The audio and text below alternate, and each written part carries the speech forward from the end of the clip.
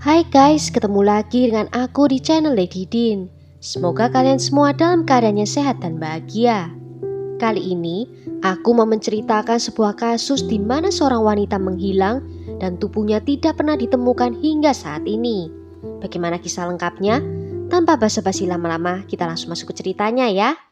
Sebelumnya, jangan lupa untuk subscribe dulu channel ini dan nyalakan lonceng notifikasinya supaya kalian tahu video terbaru dari aku.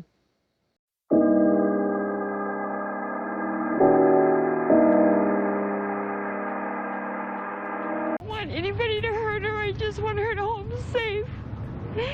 She's just a little tiny little thing. If she's out there somewhere, to please come home to us.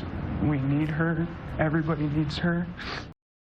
Leah Porter menghabiskan masa kecilnya dengan penuh kebahagiaan. Dia dibesarkan dengan kasih sayang keluarganya. Dari usia mudanya, dia adalah anak yang ceria dan selalu bisa membuat orang lain tersenyum. Dia juga sangat suka berdandan dan membuat sandiwara sendiri yang akan dia tampilkan di depan teman dan keluarganya. Dan keluarganya juga selalu mendukung apapun yang menjadi kesukaannya. Dia tumbuh besar dalam keluarga yang sangat dekat hubungannya, dan dia juga sangat dekat dengan kakak laki-lakinya yang bernama Max. Bahkan sebelum Leah lahir, Max sudah menyatakan kalau dia sangat menyayangi adiknya. Hubungan persaudaraan mereka adalah hubungan yang sangat spesial. Bahkan saat bertumbuh dewasa, orang tuanya menggambarkan hubungan mereka bagaikan sahabat baik yang tak dapat terpisahkan. Mereka bahkan memiliki lingkaran pertemanan yang sama. Semasa SMA, Leah seperti siswa pada umumnya yang suka menghabiskan waktunya bersama dengan teman-temannya. Mereka biasanya mendengarkan musik bersama atau mengabadikan setiap momen dengan kamera ponsel mereka.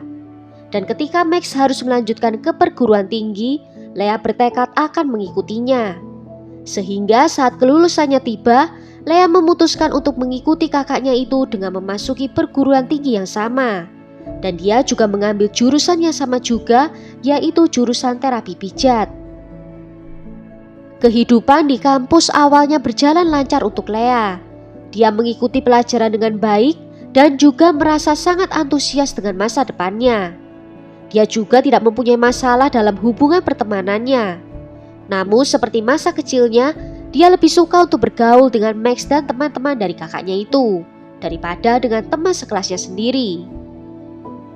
Leah menjadi sangat terpukul saat Max harus lulus dari perguruan tinggi. Dia merasa tidak hanya kehilangan teman terdekatnya, dia juga menjadi kehilangan lingkaran sosial yang dimilikinya selama ini.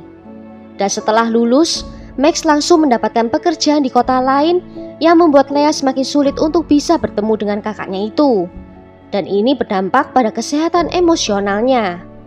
Bahkan ibunya menyadari kalau ada perubahan sikap dari Leah, namun dia tidak bisa berbuat apa-apa. Leah yang ceria hilang dan digantikan oleh Leah yang pemurung dan suka menarik diri. Suasana hatinya juga mudah sekali menjadi buruk. Saat itu Leah juga sedang berkencan dengan seorang pria bernama Jesse yang sudah berjalan selama 6 bulan. Pacarnya itu adalah seorang seniman tato yang usianya jauh lebih tua dibandingkan Leah. Dan sehabis Max lulus dan pindah ke California, Leah memutuskan untuk putus kuliah dan pindah dengan pacarnya.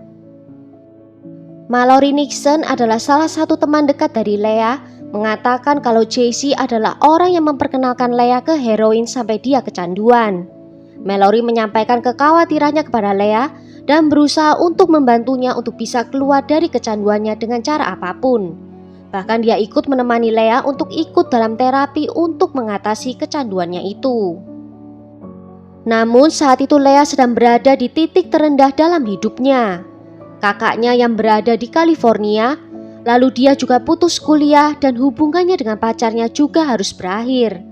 Dia lalu memutuskan untuk pindah ke Denver dan dalam postingan di Facebooknya dia menulis permintaan kalau sedang mencari teman yang bisa membantunya untuk masalah tempat tinggal. Leah juga menghubungi kakaknya dan bercerita kalau dia kecanduan heroin. Kakaknya merasa hancur mendengar hal itu dan dia mencoba memberitahu tentang bahayanya obat itu, namun juga tetap berhati-hati dalam menyampaikannya. Takut kalau malah akan mendorong adiknya itu menjauh darinya. Di tanggal 2 Juni 2014, Mallory bertemu dengan Lea dan dia melihat keadaan temannya itu sangatlah parah. Dan pertemuan itu menjadi pertemuan terakhirnya dengan Lea dalam keadaan hidup. Karena keesokan harinya, di tanggal 3 Juni Lea menghilang begitu saja. Max sudah merasa ada yang tidak beres, mengatakan kalau adiknya itu selalu mengirimkan pesan teks kepadanya. Tetapi semuanya itu berhenti sejak tanggal 3 Juni. Dan setelah 2 hari penuh mencoba untuk menghubungi adiknya, namun tidak mendapatkan jawaban, dia dan ibunya melaporkan kehilangan Lea ke polisi. Polisi segera mencari mantan pacar Lea dan menanyainya. Jesse mengakui kalau dia dan Lea mengalami perpisahan yang cukup emosional. Namun setelahnya mereka tidak pernah berjumpa lagi. Terakhir kalinya mereka bertemu adalah saat mereka mengucapkan selamat tinggal di parkiran motel di kota Denver. Kemudian Jesse menuju ke rumah orang tuanya, di mana dia berencana akan menghentikan kecanduannya sendiri. Dengan penjelasan dan alibinya, polisi mengeluarkan Jesse dari daftar tersangka.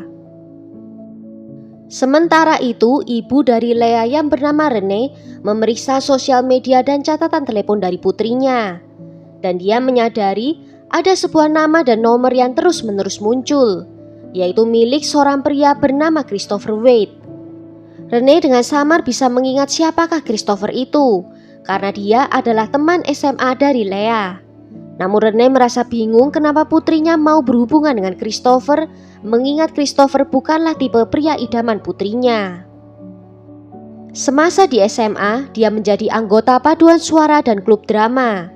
Dan semenjak lulus, dia bergabung dengan tentara, di mana dia bekerja sebagai mekanik helikopter. Dan setelah bertugas 2 tahun, dia kembali ke rumah dan masuk di perguruan tinggi di mana dia bercita-cita akan menjadi seorang polisi. Renee merasa penasaran kenapa seorang teman SMA yang sudah lama tidak bertemu tiba-tiba muncul kembali dalam hidup putrinya. Dia pun menghubungi Christopher dan menanyakan alasannya.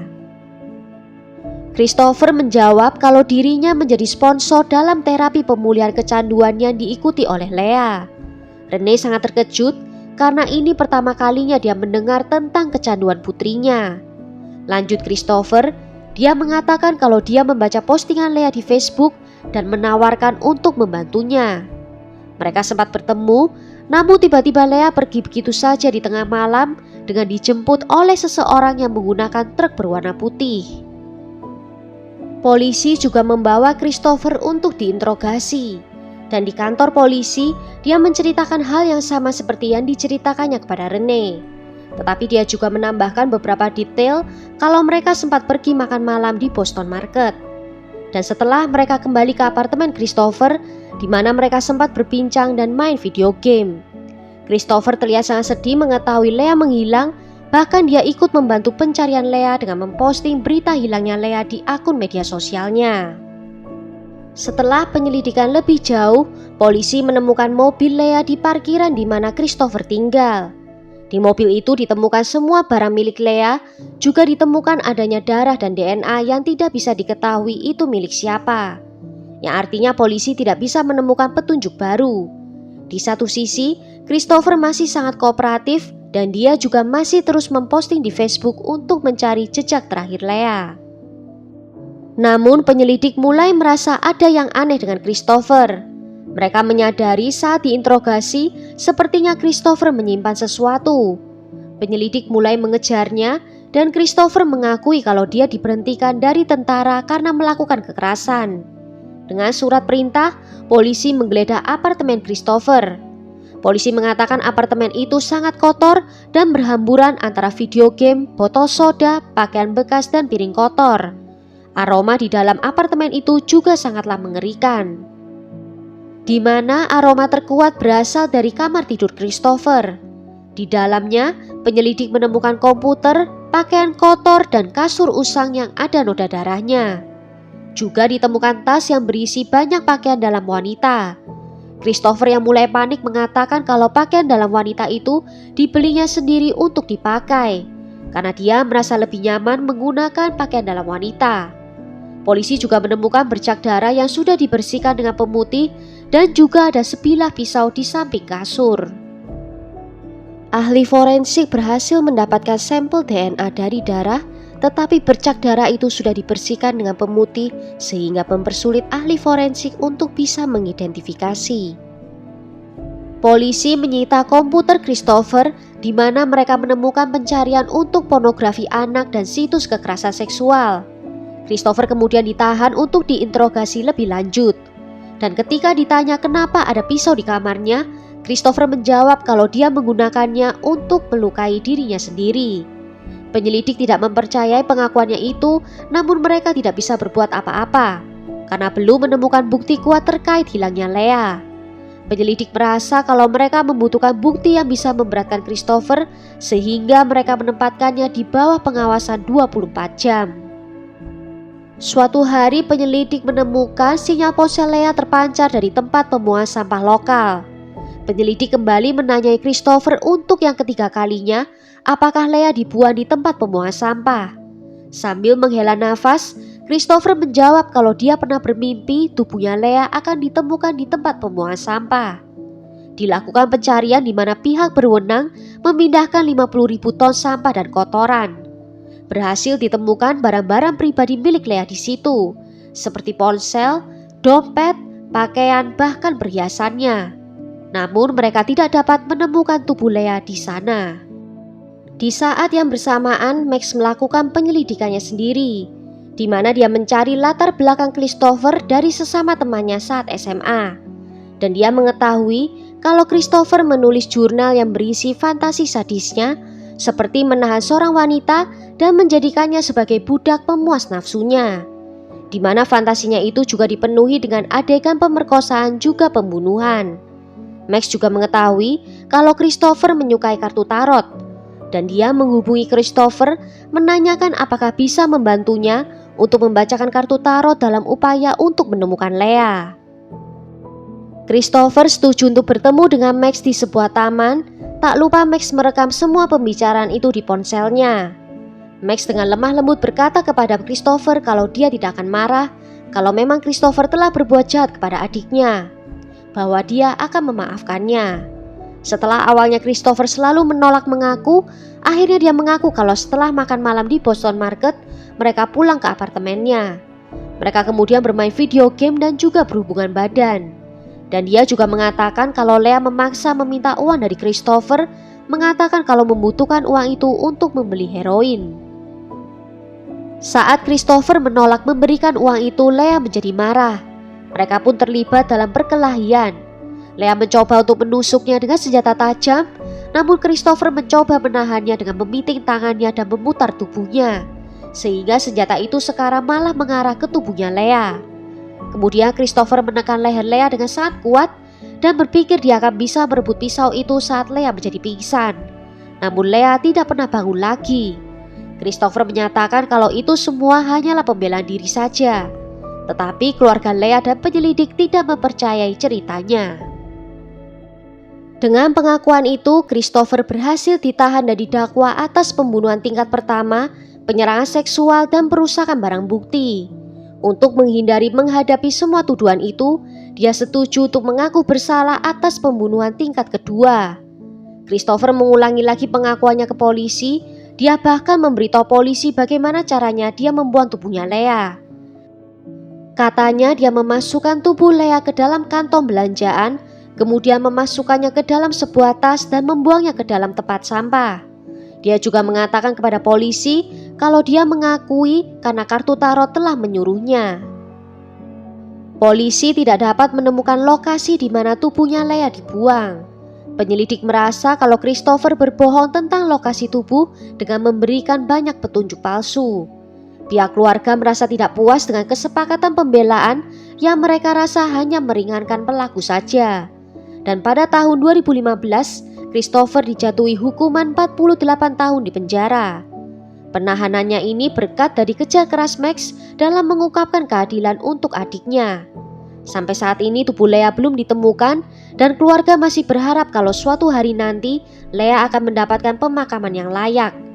Polisi masih terus meminta informasi keberadaannya dan kasus ini masih belum ditutup sampai saat ini. Well, sampai di sini dulu cerita kali ini. Bagaimana menurut kalian tentang kasus ini? Tulis ya pendapat kalian di kolom komentar.